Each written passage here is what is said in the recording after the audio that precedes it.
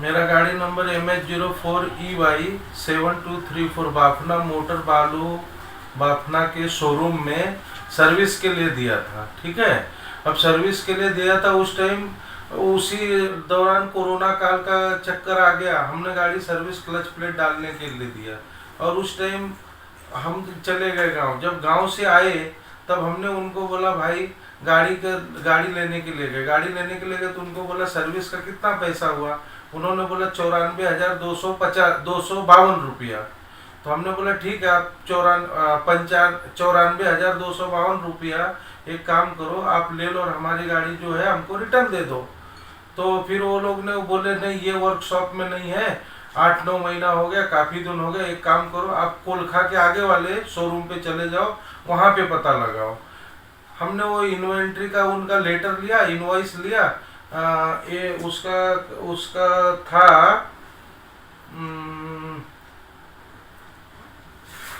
कितना था उसका, 95,252 उसका इनवॉइस उन्होंने निकाल के दिया। इनवॉइस हम उनके शोरूम पे गए दूसरे वाले, उधर भी हमको टालम टाल किया।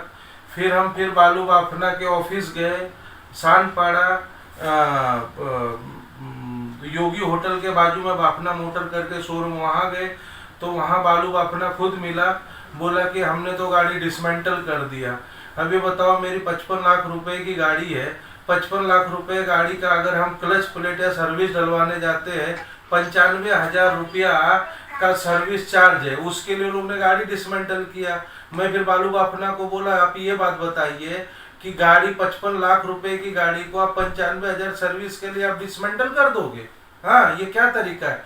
बोले फिर हमको पता नहीं किधर है। फिर बोला देखो हमसे, फिर हमें भी गुस्सा आ गया, हमारी रोजी रोटी उसने छीन लिया। हमने भी जोर से चिल्लाने लगे तो उसने बोला देखो तुम्हारे सरीका आदमी बहुत इधर आते और बहुत चले जाते, कोई तुम्हारे अकेले गाड़ी डिसमेंटल हमने नहीं किया, हमारे पास बहुत सी गाड़ी हमने डिसमेंटल किया हुआ है।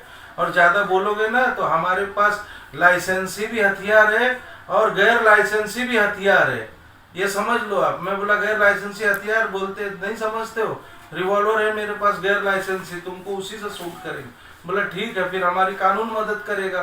फिर हमने क्या किया, रतन टाटा को जो है ये लेटर दिया, रतन टाटा ग्रुप में, उसको भी कम से कम 15 से 20 बार हमने मेल डाला हमारी कंपनी के आईडी से, बट कोई जवाब नहीं मिला। उधर रतन टाटा बोलते हैं कि 2020 में अपनी जान बचा लो, हम तो गांव चले गए जान बचाने, और इधर उन्होंने भूखा भेड़िया छोड़ दिया बालू बाफना मोटर को कि लोगों को काट के खा लो, बनते वो सत्यवादी राजा हरिश्चंद्र, और इधर लोगों को खाने के लिए बिठाए है बाफना मोटर को।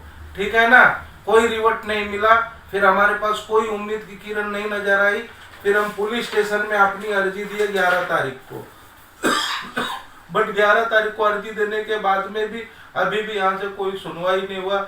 बाद में फिर हम ऐसे ही मदद मांगने के लिए आप लोगों के पास आए। शोरूम में हम गए ना तो शोरूम में हमें क्लियर ये नहीं पता लगा गाड़ी डिसमेंटल हुई या डिस्पोज हुई या क्या हुई है।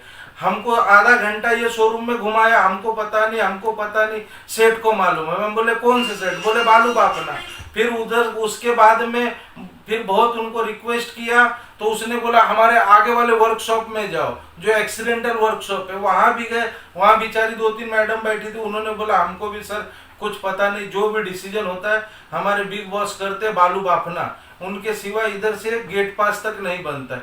फिर हमने बोला उनका एड्रेस क्या है? बोले सानपाड़ा देखे हो, सानपाड़ा से राइट मारो, योगी होटल के बाजू में बाफना मोटर 3rd फ्लोर पे सेठ बैठे। फिर हम वहां से कैसा भी कोशिश करके बालू बाफना बहुत मुश्किल से तो मिला। फिर उसने इतना रफ लैंग्वेज यूज किया कि बोला हमने गाड़ी तो डिसमेंटल कर दिया, आपने 7-8 महीना फॉलोअप क्यों नहीं किया? हम बोले 7-8 महीना तुम्हारे पास रोटी थी ना, हमारे पास रोटी नहीं थी, हम गांव चले गए थे जान बचाने के लिए। और तुम्हारा पहले बात ये बताओ, तुम बोलते हो गाड़ी डिसमेंटल हुआ, मेरी गाड़ी की कीमत है 55 लाख रुपया और तुम्हारा सर्विस का 95,000 रुपया। हाँ, तो 95,000 रुपया अगर तुम्हारे सर्विस का चार्ज है तो 55 लाख की गाड़ी डिस्पोजल आप कैसे कर सकते हैं? या तो 55 लाख की गाड़ी अगर आपका 56 लाख रुपया उसके ऊपर सर्विस चार्ज होता है तो आप डिस्पोज कर सकते हो, ये तो कोई नियम नहीं बनता। बोले गलती तो हुई है हमसे लेकिन डिसमेंटल हो गई है। फिर उसके आगे कोई जवाब, फिर हमारे सब हमको बहुत गुस्सा, देखो सर किसी की रोजी रोटी अगर खलास हो जाती है रोटी के बांधे तो गुस्सा लगता है। हमने भी बहुत चिल्लाया उसको, बोलता ज्यादा बोलो मत, नहीं तो मेरे पास लाइसेंसी भी हथियार है और गैर लाइसेंसी भी हथियार है। मतलब बार बार आपको हाँ धमकाया और हाथ पकड़ के हमारा बाहर निकाल दिया।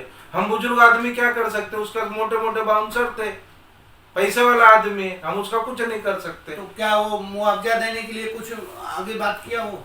कुछ बात नहीं किया। बाद में उसने हमको 16 तारीख को बुलाया था।